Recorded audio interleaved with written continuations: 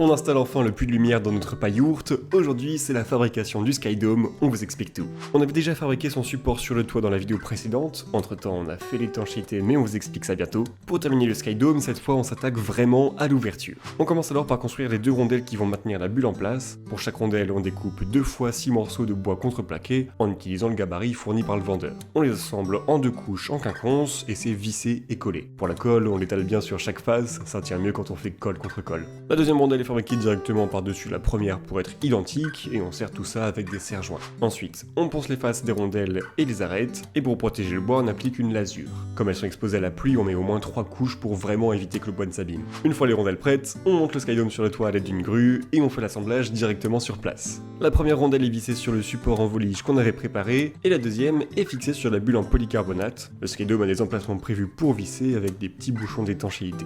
Entre les deux rondelles, on ajoute un joint compris-bande pour là encore garantir l'étanchéité. Et dernière étape, on installe une charnière d'un côté et un vérin de l'autre. Grâce à une languette vissée sur la rondelle du dessus, on peut ouvrir et fermer le Skydome à l'aide d'une manivelle. Et voilà, le cœur lumineux de la pailloute est en place, on arrive vite avec les prochaines étapes.